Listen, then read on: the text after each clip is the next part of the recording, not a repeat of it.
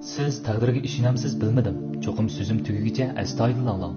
Bu video sizning uch xil qarashingizni og'dirib o'tishi mumkin. Hikoyani yana oldingi asrdan so'zlashga to'g'ri keladi.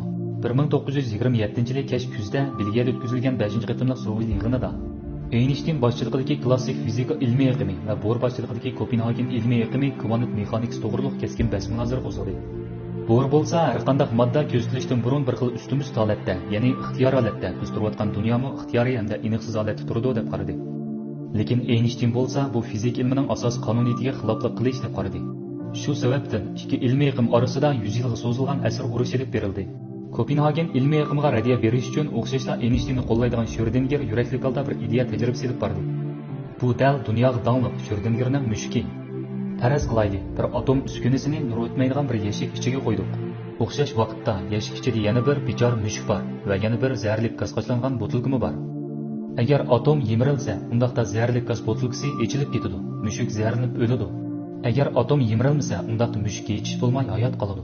Yeshik itilgan chaqda biz uning ichini ko'ra olmaymiz. Shunga atom yemirilgan va yemirilmagan ustimiz holatda turdi. Atomning holati turoqsiz bo'lganlikdan uning zahar botilkasini o'rgan yoki o'rimganligimi turoqsiz. Zaharlik botilkasining holatidagi turoqsizlik mushukning holatidagi turoqsizlikni keltirib chiqaradi. Faqat biz yeshikni ichib ko'rgan vaqtda ondan mushukning hayot yoki o'likligini muqimlashtira olamiz. Bu vaqtda masalami shunaqa ish paydo bo'ladi. Biz yeshikni ochmagan vaqtda bu mushuk qanday holatda turadi? Ko'p qism kishilarning oldi bilan o'ylaydigani bo'lsa yoki o'lik yoki tirik, ehtimollik ayrim holda 50%. Lekin ikkilanmasdan shunday deyishga bo'ladiki, kvant mexanikasida bunday tafakkur usuli butunlay xato. Kvant mexanikasining o'zgacha yeri u mushukning o'lik va tirik ikki xil holat orasida, ya'ni ikkisining o'rtasidagi holatda mavjud bo'lishiga yo'l qo'ydi. Lekin klassik fizik ilmining tushuntirishida mushukning faqat o'lik va tirik ikki xil holati bo'ladi. Bu yergacha Schrödingerning ifodalamoqchi bo'lgan masalasi paydo bo'ldi.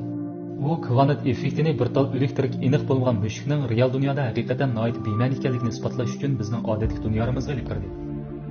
Bu xil ustimiz holatni bevosita orqali ifodalash aslo mumkin emas.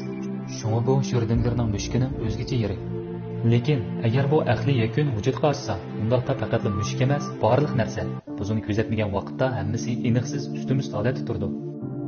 Chunki dunyodagi barliq mavjudotlar hammasi aniqsizlik prinsipidagi atomga bo'ysunadigan atomdan tuzilgan. Bu tajribadan keyin ikki taraf yanala to'xtamaydigan munozara olib bordi. Lekin odamni afsuslantirdigani, Bohr bilan Einstein hayot vaqtida yanala birdaklik hosil qila olmadi. Hamda ta bugungacha fizik dunyosida bir odam mukammalroq javob qilib topshira olmadi. Ikki ilmiy aqimning 100 yilga cho'zilgan asr munozarasidan Schrödingerning mushkiga kelib chiqqan ko'p xil o'yinishlarda biz xuddi o'zimizni borgancha g'alati, borgancha xatarlik, borgancha tegi yetkazib bo'lmaydigan dunyoda turgandek his qildik. Shuning bilan barliq masalalarning sababi klassik fizik ilmining og'dirilishini keltirib chiqargan o'sha bir qatimliq voqeaga, ya'ni qo'sh yo'chuq interferensiyasiga yig'inchoqlandi. Bo'ldi, bu qatimliq hikoya oxirlashdi.